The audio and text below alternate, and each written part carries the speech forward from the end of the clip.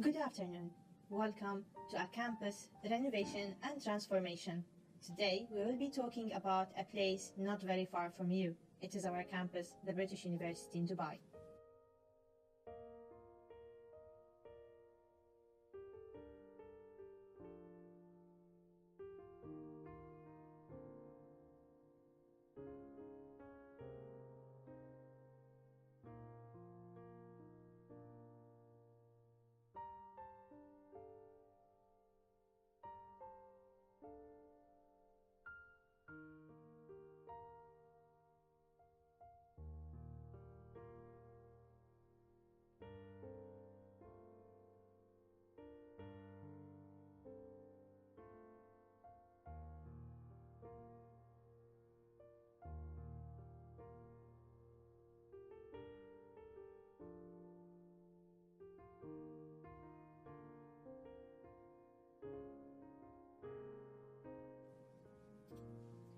This research will examine and provide a detailed analysis of two floors of the university building of a regular floor plan. The research will study the design of the building in Dubai, addressing current region climatic environments. The focus is to show three different strategies used in which can help operate the building and render its energy performance differently to attain best possible results for cooling load reductions and improve building ambience. For the purpose of the study, the university building would be modeled using IES computer simulation software, using the Dubai design conditions to show the three different strategies. Today, Europe's buildings consume 41% of its energy usage. With energy costs rising seemingly every year, this is an environmental as well as a financial burden for consumers, businesses and communities. With this in mind, the European Union is enforcing building renovation across several pieces of legislation. The energy efficiency challenge exists because the sun's energy can increase a building's thermal load by up to 40% through the windows, creating a big reliance on HVAC systems.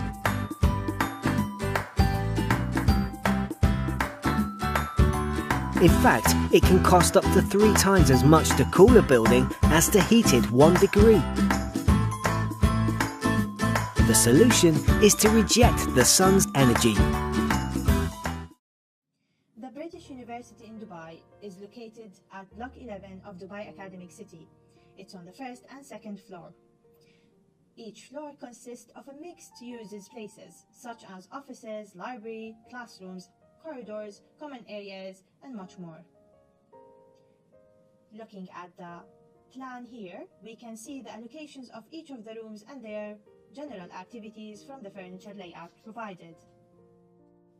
The location of the university plays a major role in its receiving a very sunny days. For the sake of simulation, we have provided the information about the general materials of the current usage that is being used in the current constructions under the current UAE codes for building constructions. The first strategy to be used is looking at the building external wall and help insulate it better. The current method is using the main construction. Greening the building facade can help mitigate the extra heat gain and maybe reflect some of it. With vegetations is a good example of a new construction practice. At option 2, by introducing indirect greening for the front facade, we see that the case little bit improved. However, in option 3, we have seen that the U value have changed. Also, the reduction in the total energy consumption also dropped. This moving to strategy 2, lighting. Lighting in this building is extremely important, and the reason is most of the classes of the students here is actually evening classes, and therefore we depend on the energy consumption for the light during the evening really heavily. However, during the mornings we receive sufficient sunlight in several areas that allows people to directly use the natural lighting that is received from the sun directly into the interior without depending on the artificial lighting used. The current system used in the university is fluorescent lamps, which are 60 by 60 tiled or downlight. By introducing hybrid solar lighting or hybrid lighting systems combine the use of solar with artificial light for the interior illumination by channeling sunlight through fiber optics cables bundles to provide solar light into rooms without windows or skylight, and by supplementing this natural lighting with artificial lighting. Starting with option 1 for strategy light. Now looking at the daylighting factor and the daylight lux, with a quick calculation of what can be saved by not using the current lighting system and depend on the natural lighting in general, especially for office areas, we can see that the total saving can be done from about 450 lights, which are fluorescent 60 by 60, and also 218 compact circular fluorescent lights that are spread on the 2 levels of the campus. In general, and after careful calculations of the current wattage, we can see that it can actually help leverage about 12% of the total energy consumption that is currently costing the university. The first option we considered for a redesign of the building is by using a minimum redesign option. The current required bytecode for corridors is to be at least 120 centimeter width. The current corridors vary between 240 centimeters and all the way to 300 centimeters, which makes the corridor another option to consider. Let's start from scratch, looking at the university campus. We can actually segregate the areas based on the people who use them and based on the hours that needs to be operational. The first floor actually holds most of the admin activities, and some of the academics are actually placed on the top floor, if not all of them. If we manage to put both of the people and the occupants on one level to reduce the amount of wastage in terms of needed energy to maintain at least the corridors in this case, you will see a huge reduction, and we can talk about safely 42%. The attached design in here is a rethinking based on the concept of operational hours. This means we have shifted the load for a certain floor, not for the entire floor. Also, we can combine strategy 3, which is the first part of it, by trying to absorb the majority of the spaces within unoccupied spaces. The corridors need to be ventilated constantly. However, classrooms, if it's not occupied, it can be easily switched off and maintained.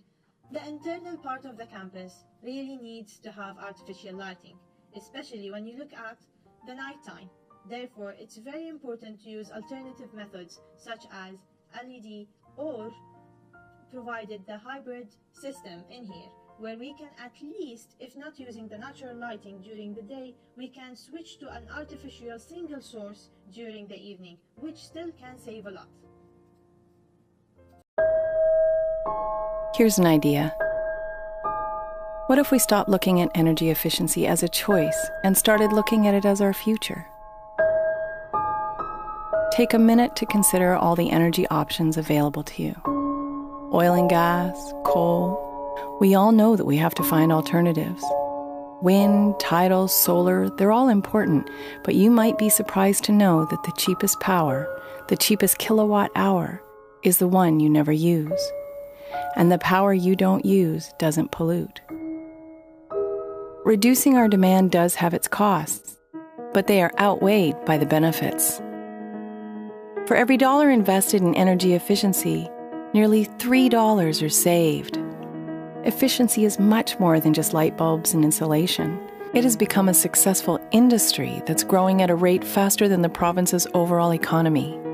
From Mabu to Matagan, energy efficiency employs over 1,200 Nova Scotians with combined wages of $62 million. And our power bills don't have to stay the same.